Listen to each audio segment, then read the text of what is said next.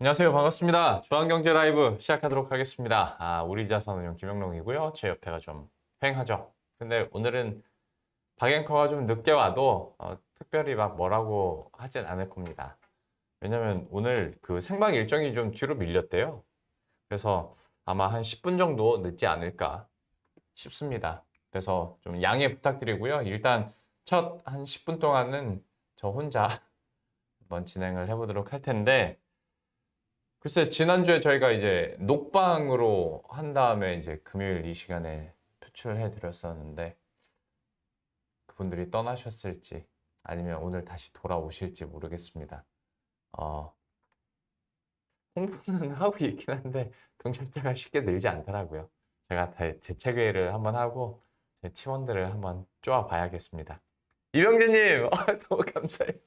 혼자 너무 외로웠었는데. 병재님 반갑습니다. 오셨군요. 진원님, 역시 우리 병재님이랑 진원님이 있으시니까 든든합니다. 혼자 떠드는 것 같아서 너무 외로웠거든요.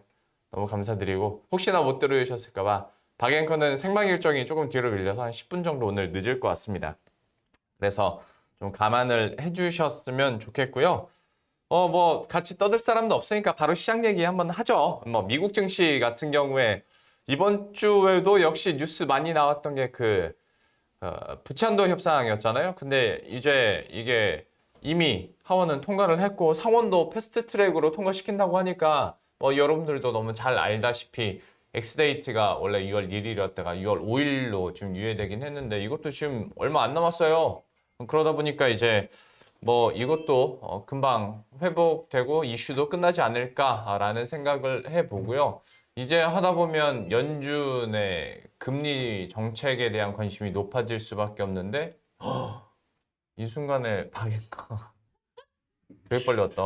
안녕하십니까. 제가 10시 21분에 박앵커가 방송 끝내는 걸 봤거든요. 진짜 이야, 12분 만에 여기로 올라왔어. 심장이 옆으로 뛰어 대단하구만. 튀어나올 것 같아요. 역시 자본주의의 힘은 무서워. 만약에 출연료가 없었어 봐. 이렇게까지 뛰었겠냐고. 너는 그런 삶을 살지 못해. 나는 약속이라는 건 굉장히 중요시 여기기 때문에 야, 할 수 있는 최선을 다하죠. 머니투데이 방송, 그러니까 그 포스트 타워에서 타워원까지 여러분 네이버로 한번 찍어보세요. 도보로 몇 분 한 번의 힘도 나오나. 없이 뛰었습니다. 이야, 놀랍습니다. 시장님. 엘리베이터 타는 시간까지 했을 선생님. 때는 진짜 한 10분에 끊었나 보다. 그래서 마지막에 출연자랑 질의응답 하는 사이에 저는 이미 밴드를 풀고 어, 그러고 있었죠. 대단합니다. 선생님. 칭찬합니다. 숨 좀 고르고 계세요. 네. 부채한도 협상 얘기는 했고요. 네. 그래서 이제 관심이 연준의 금리로 또 가지 않을까라는 얘기까지 했는데, 네. 좀 더 늦게 올 줄 알고 자료라고 하기도 좀 그래. 캡처본 2개 준비했거든요. 그거 보면서 제가 말하는 사이에 잠깐 숨 고르고 물 드시고 계세요. 네. 금리 정책입니다. 이제 6월 FMC가 있다 보니까 과연 이번에 금리를 올릴 것인가? 그런데 이제 연준 인사들이나 아니면 연준 부의장이 될 사람의 입에서도 계속 6월은 건너뛰는 게 낫지 않을까? 라는 얘기들이 자꾸 나옵니다. 하다 보니까 제가 한번 CME 패드워치를 가져와 봤거든요. 일단 그러니까 6월에는 동결하자라는 쪽이 급격히 늘어났어요. 일주일 전까지만 하더라도 뭐 부채 한도 협상도 있었고 뭐 여러 가지 좀 다른 이슈들이 있다 보니까 금리 인상에 대한, 그러니까 긴축을 계속 이어가지 않을까라는 얘기들도 분명히 있었거든요.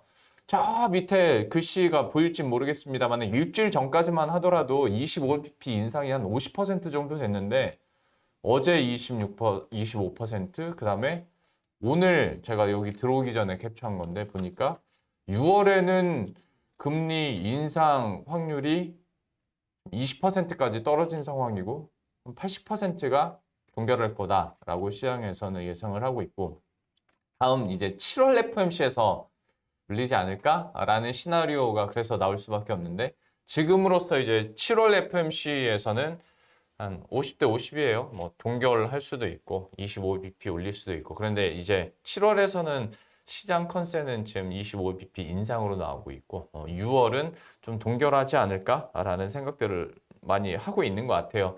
그러니까 이제 사람들이 아무래도 진짜 어떤 긴축적인 통화 정책이 이제 멈추나? 라는 생각들을 당연히 하실 수는 있을 것 같은데 다만 이제 미국의 고용 지표를 많이 볼 수가 없으니 이제 연준에서도 제일 많이 보는 게 물가랑 고용 지표니까 고용은 우리가 예전에도 한번 얘기를 한 적이 있긴 한데 너무 슬픈 일입니다만은 실업률이 높아져야 그러니까 노는 사람 일을 못 구하는 사람들이 많아져야 연준의 인플레이션 걱정이 좀 꺾일 수 있다라는 얘기를 해드렸고 실제로 고용 지표가 요즘에 잘 나오다 보니까 이제 실업률이 다시 좀 높아져야 진짜로 연준에서도 금리 인상을 이제 멈추고 스플릿하게 아니면 나중에 하반기나 내년 초에 좀 금리 인하 쪽으로 선회하지 않을까라는 조건들을 갖게 됩니다. 실제로 뱅크 오브 아메리카에서도 실업률이 높아질수록 이거는 주식시장에는 호재가 될 거다라는 얘기를 했었고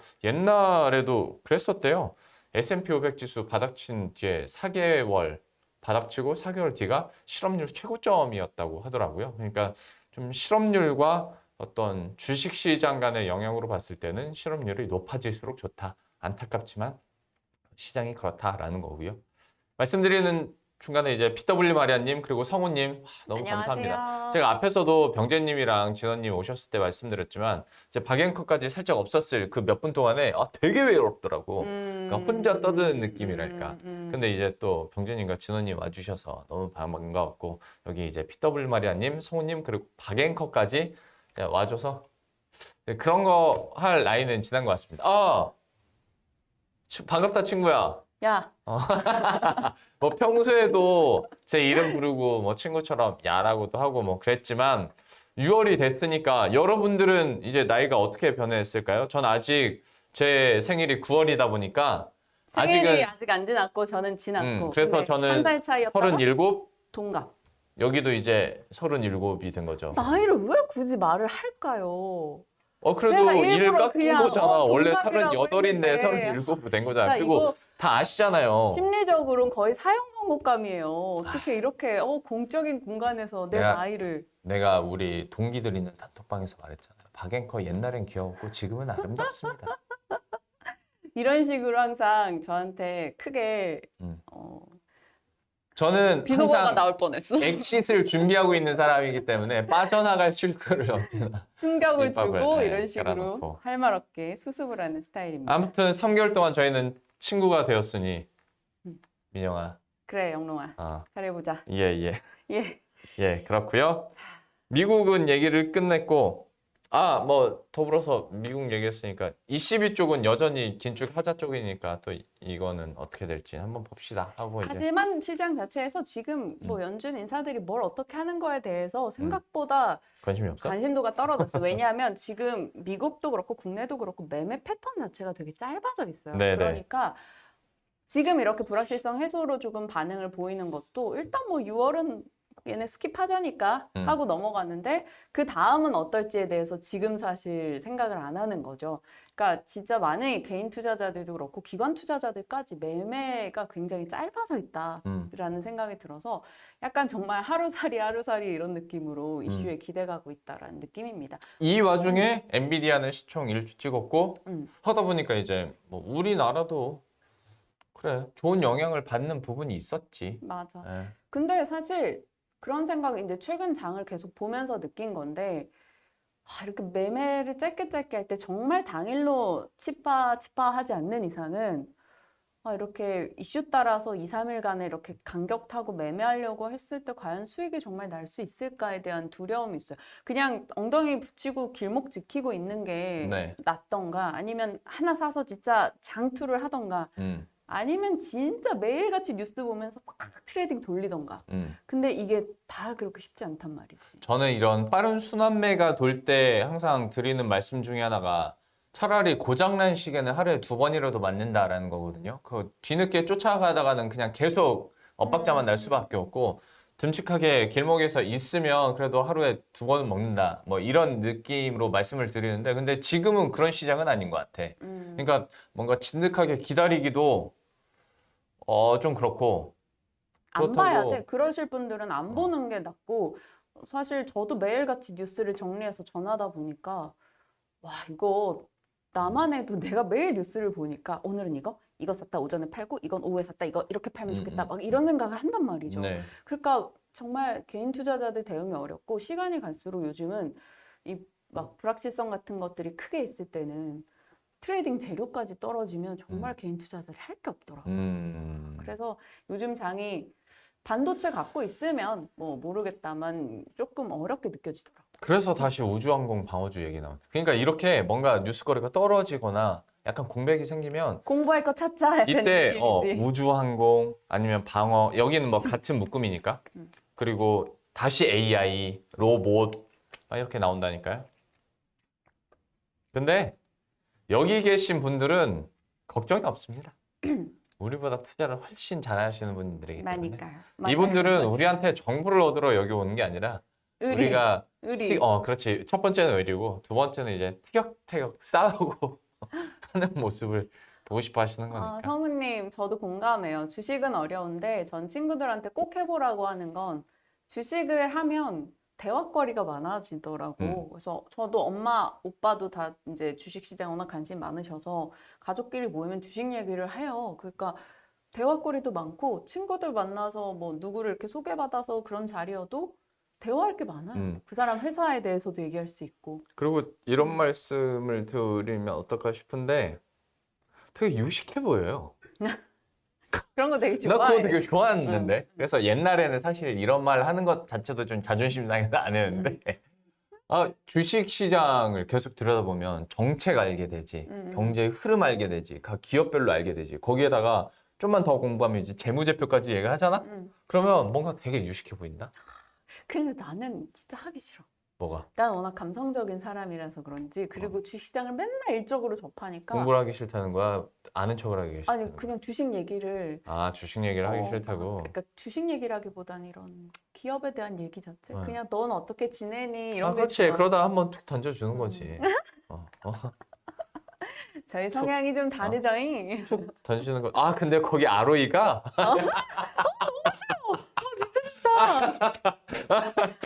이 친구 그런 진짜 저랑 안 맞네요.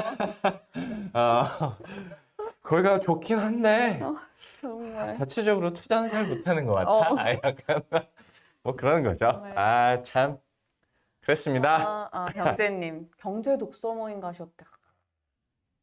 여기 계신 분들은 진짜. 저희가 뭐 어떻게 입을 댈 게 없습니다.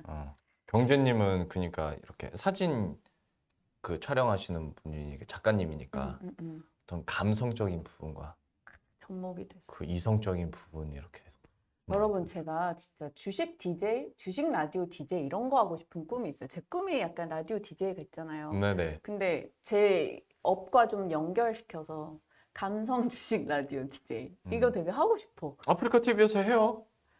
근데 그럴 시간이 없네요. 너무 바빠요. 그렇지. 숨 막히게 바빠요. 아니 낮에 해요. 되게 생뚱맞은 오후 2시.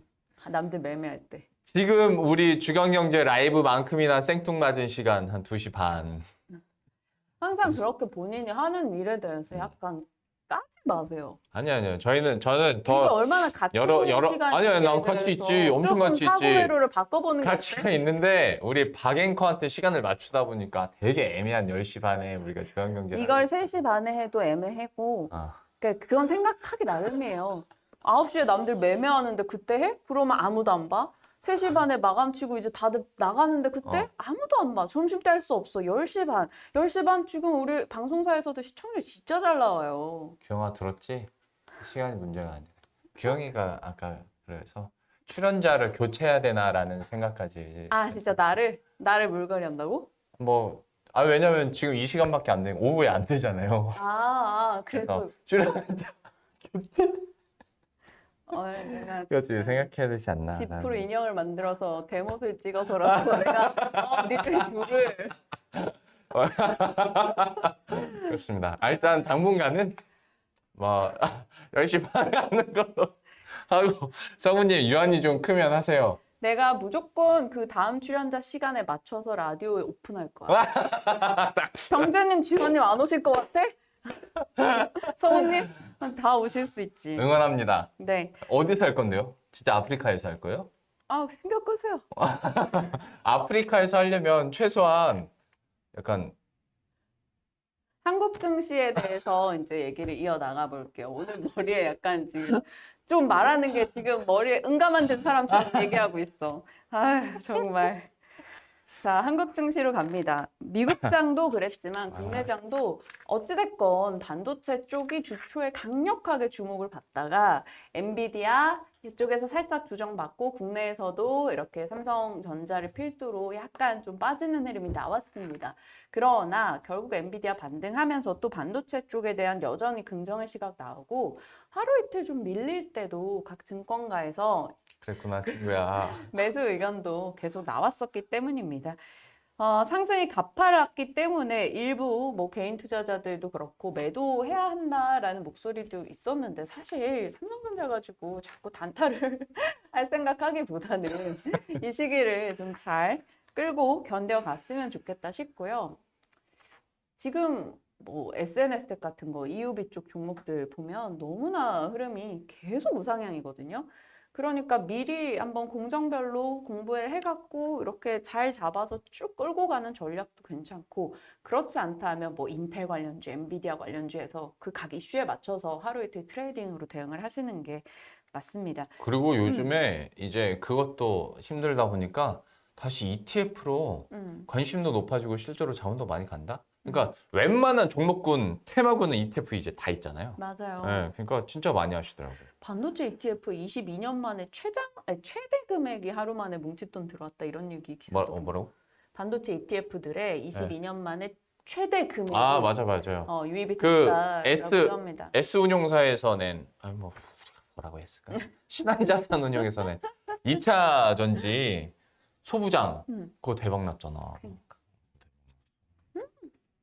좀 그렇습니다. 병진님, 일반인 투자자를 게스트로 모시고 산업 토크하는 것도 좋을 것 같아요. 저희가 만약에 일반인 투자자를 모시고 진짜 갖는 병진님 시간을 모실 갖게 거죠? 되면 일반은 병진님입니다. 나는 진원님도. 네, 우리 진원님. 아무튼 그렇습니다. 네. 피터 블루마리아님, 유쾌하게 감사합니다. 진행해 주시는 게 너무 즐거워요. 저희 얘는 별로 안 유쾌했던 것 같아. 네. 네, 그렇습니다. 어찌됐건 반도체와 2차 전지, 바이오 쪽에서 이번 주는 계속 약간 서로 주고받게 하는 느낌이 있었고 네. 그 가운데서 눈에 띄는 건 한한령 때문에 살짝 주춤했던 엔터 쪽이 또 한 번 더 힘을 냈습니다. 엔터 쪽은 이슈들이 계속 나오고 있고 SM에서 뭐 일부 멤버 이탈에 대한 얘기가 나오자 어제 좀 급락이 나오긴 했었는데 오히려 그러다 보니까 다른 엔터로 또 자금이 더 집중돼서 JYP 쪽 올라가기도 했습니다. 그러니까 엔터는 이런 악재가 왔을 때 거기서 나온 자금이 다른 데로 가는 게 아니라 그냥 그래도 그 엔터 안에서 계속 있구나. 그런 것도 있죠. 대단하다. 그리고 이런 생각 들어요. 이렇게 아티스트의 리스크를 접할 때마다 이제 인공지능, 가상인간 이런 쪽에 버추얼 휴먼 이런 쪽에 대한 관심도도 올라가지 않을까라는 생각을 했어. 그런 가상인간 걸그룹들 대비 이런 것도 이슈가 되잖아. 그럼 이들은 결혼 이슈도 없고 뭐 가상인간 남자 보이그룹이면 또 입대 이슈도 없고 이러니까 이런 아티스트 위기 때 한 번씩 그런 생각이 드는데 사실 나는 아직 전혀 사람과 사람의 소통이 중요한 근데 사람이라 저희가 자산운용업계 최초로 AI 가상인간을 활용한 상품 설명 영상을 지금 만들고 있어요. 오. 꽤 많이 만들었어요. 근데 이 타이밍 뭐 아니 응. 그런데 AI를 쓰는 걸 어떻게 알고 AI 스타트업인 것 같아요. 스타트업에서 같이 협업할 수 있냐고 메일이 온 거야. 물론 이제 답장을 못했고 금융사다 보니까 그런 게 좀 민감하긴 해요. 근데 아직 답은 못 드렸는데 그쪽에서 이제 홈페이지와 자기네 소스들을 보내줬는데 진짜 그냥 사람이야. 알아. 그냥 거기서 그래서 춤을 추고 안무를 하는데 그냥 사람이야. 그리고 촬영을 50대 아주머님이 하셨어. 그거를 그냥 20대 사람으로 이렇게 바꿔 놓더니 배경은 다 똑같고 너무 자연스러운 거야. 그렇다고. 그거 교육업체에서도 그렇게 찍었었잖아. 강의를 했는데 그 사람 본을 따서 모든 강의를 그냥 이렇게 데이터를 입력했더니 대단하더라, 진짜. 대단해. 이제는 세상이 좀 많이 바뀌었구나. 진짜 라는 대단합니다. 생각이 듭니다. 저희가 중앙경제 라이브 동접자가 적어서 그렇지 다른 콘텐츠들은 반응이 꽤 좋습니다. 네, 다행이네요. 그거라도 좋아서 다행이네요. 그리고 지금 한 번 더 얘기하면 약간 핀트 나갈 것 같아요. 알겠어요. 적당한 선에서 빠져주는 것도 알겠어요. 이게 봐봐. 그렇게 따져서 서로 기분 나쁘게 한번 가봐? 립을 했네요. 아니에요. 다 립을 지워졌어요. 지운 거예요? 네. 그래서 아까 박앵커 너무 힘들어 보인다고 MTN 거기 그랬어. 채팅창에 막 어떡해. 죄송해라. 너무 아파 그런 보인다고. 그런 걱정을 하게 해드리면 안 되는데. 아닙니다. 괜찮습니다. 물론 그쪽 창을 보고 얘기했었어야 되는데 오늘 바빠서 못 봤어요. 네네. 그렇습니다. 진원님 저도 아직 사람이 정해. 내가 이래서 진원님이랑 참 코드가 잘 맞아. 너 가고 진원님 옆에 앉혀놓고 방송하고 싶다.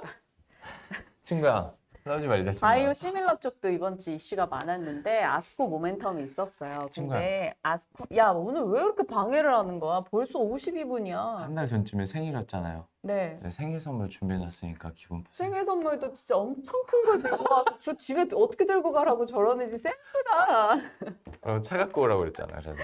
맞습니다. 네네. 고맙습니다. 네. 네, 저희 장난이고요. 자, 바이오 시밀러 이슈도 계속 나오는데 정부가 일단 바이오 클러스터 조성한다고 밝혔습니다. 네. 디지털 바이오 성장 기반에 초점을 맞추겠다라고 얘기를 하면서 안 그래도 잘 나가던 의료 AI 쪽에 좀 더 불을 지피는 듯한 내용이 들려왔어요. 의료 AI라고 하면 뭐 뷰노, 루닛 그리고 딥노이드 이런 쪽인데 와, 이 친구들 올해 상승률이 정말 좋았더라고요. 진짜 못 가도 80%, 잘 가면 저렇게. JLK가 어제자 기준 288%, 뷰노, 루닛 다 200% 이상의 급등 흐름이 나왔습니다.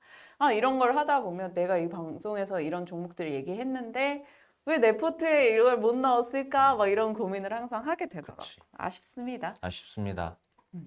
사실 아쉽네. 오늘 시장 얘기를 뭔 정신에 했는지 모르겠습니다. 이 친구랑 하도 투닥거려가지고. 자, 이제는 산업 뉴스 가볼게요. 좋습니다. 제가 한 주에 한 번씩 약간 반도체 아니면 로봇, 이렇게 바이오, 자동차를 계속 돌리고 얘기를 하게 돼요. 그만큼 네. 시장에서 관심권역에 있는 쪽이라서 그런데 이번에 또 자동차입니다. 왜냐하면 뭐 AI 비롯해서 반도체 잘 나가는 거 다들 아실 거고 해서 지금 이번 주 조금 흐름이 그렇게 좋지 못한 자동차에 대해서 찾아보다 보니 증권가에서는 자동차 보고서가 너무나 긍정적으로 나오고 있어요. 제가 오늘 한 곳의 것을 좀 빗대서 말씀을 드리지만 다른 보고서들도 다 긍정적입니다. 아니 기아도 미국 판매법인 지금까지 역대 매출 2위 막 하고 이번 달에 맞아요. 그랬대요. 장난 아니야. 엄청 잘 그리고 팔려. 진짜 신분 상승인 거죠. 그냥 미국이나 유럽에서 이미 브랜드 가치 이미지가 좀 달라졌고 뭐 독일 거기 외신에서도 이미 뭐 프랑스 이런 유럽권의 차들은 다 현대차, 기아한테 좀 밀려가고 있다 이런 그쪽도. 보도도 내고 있어요. 그래 진짜 10년 전에요. 내가 말했잖아. 미국에서 제네시스 사면 공짜로 아반떼를 주던 그런 회사가 지금은 야 대단하다. 신라면 사면 빼빼로주는 느낌이다 진짜. 그랬던 게 신라면 빼빼로 그렇지. 약간 신분 상승 전혀 대단합니다. 달라진 흐름입니다. 그런데 이 자동차 가격들이 계속 올라가고 있잖아요. 우리도 이렇게 차를 사보면 그냥 기차에다가 플러스 무슨 옵션 할 때마다 막 100, 200 계속 붙다 맞아. 보니까 차 한 대에 들어가는 가격이 절대 내려올 수가 없는 거예요. 우리가 지금 소비자 편의 기능들이 많이 추가가 되다 보니까 그래서 카플레이션이라는 말이 나올 수밖에 없는 게 차가 값이 안 내려간다라는 겁니다. 그리고 사람들이 선호하는 차들이 다 약간 SUV 비롯해서 어느 수준 이상의 차들, 어느 사이즈 이상의 맞아. 차를 원하니까 그래서 박앤커도 최근 어느 수준 이상의 SUV를 그렇죠. 나는 그대가 바꾸길래 따라하고 네. 그래서 카플레이션이 고착화된다라는 겁니다. 진짜 구텐탁. 정말. 진원님 오늘 뷰노 이익 내셨어요? 너 왜 이렇게 오늘 너 놀리는 게 재밌지? 정말 오늘 혼자 하고 싶네요. 그죠, 과장님? 진짜 저희 너무 방해되네요. 그래서 SK증권에서는 섣부른 피크한 논리를 경계한다라며 사상 최대 이익이 날 거다. 사상 최대 주가 적합하지 않냐 비중 확대 의견을 냈습니다. 눈에 띄는 게 올해가 그렇잖아요. 뭐 차량용 부품의 공급망 이슈가 있었고 코로나 시기 억눌린 수요 등이 있었고 이런 수요가 풀리는 시기여서 엄청나게 수요가 늘 것이다라는 기대감이 있었고 실제로 실적이 잘 나왔습니다. 네. 그런데 SK증권에서 과거 차트를 보여줬는데 리먼 사태 때 5년 동안 그 수요가 회복되는 시기가 있었대요. 그러니까 이게 한 해 단발적인 회복이 아니다라고 얘기를 하고 있고 특히나 지금 미국에서 저 플릿 수요가 많이 있다라고 얘기를 하는데 플릿이라고 하면 뭐 공공용 혹은 렌터카용 이런 쪽 시장을 말합니다. 이쪽 시장이 과거에 코로나 이전 대비해서 그동안 눌려있던 수요가 터질 시기가 왔다라는 거죠. 이제 교체 이야기도 있는 시기다 보니까 그래서 이쪽 시장을 생각해 봤을 때는 전혀 피크아웃이 거론될 때가 아니다라고 얘기를 합니다. 그래서 현대차, 기아 모두 다 비중 확대 의견이 나왔고요. 근데 이게 나왔어도 기아에서 부분 파업 얘기 나오고 이러면서 또 시장이 워낙 반도체 쪽으로 자금이 좀 빠져 있다 보니까 자동차는 못 가고 있는데 오늘은 좀 강보합권 기록하더라고요. 오히려 자동차 부품 쪽이 더 잘 갔습니다. 결국 얘네가 돈 써서 해외에 뭐 지으면 납품할 건 그거고 얘네 판매가 잘 되면 납품하는 부품사들이 잘 갈 거다. 뭐 이런 쪽의 얘기였던 것 같습니다. 근데 진호님도 자동차 주가에 대해서 좀 섭섭하다고 표현을 해주셨는데 그러니까 모든 숫자들은 되게 잘 나오잖아요. 근데 나도 최근에 현대차 주가를 보면서 22만 원 찍고 다시 막 20만 원 다시 언더로 내려가고 하는 거 보고 아 이게 한계인가? 약간 이런 느낌이 물론 아니겠지만 그런 느낌이 좀 들더라고. 언젠간 날이 올 거야. 근데 지금은 뭐 사실 8만 원대, 20만 원 여기에 못 박아 놓은 듯이 못 움직이니까. 근데 물론 예전에는 15만 원에 못 박혀 있던 시기도 되게 길었거든요. 제가 그 기억이 나요. 언제까지 15에서 그래. 못 벗어나나. 그러다가 20만 원 훌쩍 가고 갑자기 그러니까 그랬지. 또 한 번의 시기는 오지 않을까 싶은데 뭐 큰 리스크가 없다면. 네. 나는 신경 쓰이는 게 자꾸 미국에서 기아랑 현대차 도난 사건이 너무 많이 발생하잖아. 아 그래요? 잠금 장치에 뭔가 오류가 있다나? 그래서 훔치기 좋대요. 그래가지고 어. 도난 사건 그게 약간 붐처럼. 그래서 아. 기아차 특히 도난하는 게 약간 그쪽 젊은이들의 붐처럼 여겨진 거야. 그래가지고 도난 사건이 너무 많다는 얘기가 많이 나오고 있어서 이 문제 좀 해결이 돼야 되지 않을까. 아직까지 그게 막 판매 데이터에 큰 영향을 주고 이런 건 아닌데 그렇구나. 내가 기아차를 사서 길에 세워놨는데 누가 자꾸 그걸 문 따고 훔쳐가 이러면 그게 막 짠나서라도 붐이야. 막 어. 릴스로 만들고. 난 그 영상 진짜 많이 봤거든. 아 진짜. 그 훔쳐가는 영상. 챌린지 같은 건가? 약간 그런 느낌처럼 그렇게 됐어요. 물론 어. 제가 본 영상들이 조금 자극적으로 편집됐을 수 그렇구나. 있지만 그런 보도도 많이 나오고 있습니다. 네네. 보신 분들 있다면 글 남겨주세요. 네네. 자, 이번에는 리포트로 갈까요? 시간이 많이 지났으니까 생활경제? 생활경제로 예 하고 제가 조금만 더 놀리고 끝나는 걸로 하죠. 지난번에도 그렇고 그 전번에도 그렇고 네. 변압기 이슈를 제가 써왔거든요. 네네. 써오면 항상 변압기 쪽을 킬하자고 얘기를 하는 거예요. 그러니까 안 좋아해요. 이렇게 조금 산업에 대해서 디테일하게 본다. 근데 그게 자동차 반도체 외의 거면 정말 안 좋아해요. 근데 반도체 잘 갔어? 변압기가 아, 수출 데이터가 변압기? 엄청 났거든? 네. 5월 내내? 네. 그리고 오늘 변압기들 난리가 났어요. 근데 이런 거 보면 참 속상합니다. 축하합니다. 했는데 못했을 때 머니투데 이런 방송에서 했을 아쉬움이. 거잖아요. 그럼 그렇죠. 근데 주간경제 라이브 시청자분들이랑 또 이렇게 다른 풀일 수 있으니까 아쉽습니다. 어찌됐건 아쉽습니다. 본인이 안 좋아하는 걸 자꾸 키라는 뭐 이쪽에 권한이겠죠. 제작진이니까. 네, 권한이겠죠. 자, 필이 많이 나가셨네요. 아유 왜 이렇게 오늘 화가 많이 날까? 너 때문이야, 규영아. 네가 말이야. 그럼 누나한테. 이게 다 정말 자녀는 생활경제 하시죠. 네 생활경제 요즘에 이것도 좋은 소식은 아닙니다, 여러분. 근데 왜요? 소비 보이콧 혹은 소비 바이콧이라는 것에 대해서 우리가 생각해 볼 필요가 있을 것 같아요. 저도 한 기사 되게 심층 취재된 기사를 보고 좀 자세하게 그걸 정리해야 하는 건데요. 소비하지 않음으로써 그 기업의 행동을 바꾸려는 것. 그래서 소비 보이콧. 우리가 과거에 일본이랑 많이 사이 알잖아요. 안 좋을 때 유니클로 약간 보이콧했던 음. 그런 느낌이죠. 근데 이제 그게 뭐 국내에서만이 아니라 세계 국가 대 국가 간의 보이콧을 하고 이런 일들이 최근에 많아지고 있고 그렇죠. 과거와 소비 보이콧에 대한 형태가 조금 바뀌고 있습니다. 일단은 과거에는 이제 예전에 1990년대 나이키 보이콧이 있었는데 네. 그때 당시에는 나이키가 다른 국가에 하청을 줬는데 그 국가에서 노동 환경이 너무 열악하다. 그래서 이거 개선해라. 그래서 보이콧을 했어. 그렇게 아이폰도 비슷한 거 있지 않았었나? 중국 공장. 맞아. 그런 식으로 환경이나 혹은 뭐 인권 문제를 개선하기 위해서 이런 보이콧 움직임들이 있었는데 최근 들어서는 이 보이콧의 형태들이 약간 정치 싸움이 돼가고 있다라는 얘기를 많이 합니다. 단적인 예로 중국, 뭐 애국주의를 바탕으로 이제 다른 국가 거, 뭐 유수의 기업들 거 못 사게 하는 움직임이 나온다던가. 또 지금은 뭐 국가 간으로 봤을 때는 러시아 물건 못 사게 하는 게 되게 크죠. 스웨덴 이제 앱솔루트 이것도 러시아의 수출을 제재했다가 올해 보이콧 이슈가 있었고 러시아가 이제 전쟁 일으키고 문제가 됐을 때 러시아에서 빨리 철수하지 않았다라는 이유로 코카콜라랑 맥도날드도 보이콧 코카콜라 이런 식으로 해시태그가 엄청 번졌어. 그래서 2주 만에 우리 철수할게 맞아, 라고 그 맥도날드 생각난다. 입장을 밝히기도 했고 또 정치적 측면에서는 이게 식품업체 고야푸드라는 곳이 있고 베개회사 마이필로우라는 곳이 있는데 여기 네. CEO들이 다 트럼프 지지 발언을 했던 거야. 그래서 그것에 대해서 보이콧 움직임이 나왔는데 이건 보이콧이지. 그러다 보니까 트럼프를 지지하는 사람들은 바이콧을 하겠구나. 바이콧을 한 거야. 그래서 또 SNS에 그걸 엄청 사들이는 모습이 또 한동안 올라오는 기업 식으로. 입장에서는 손해볼 거 없겠는데?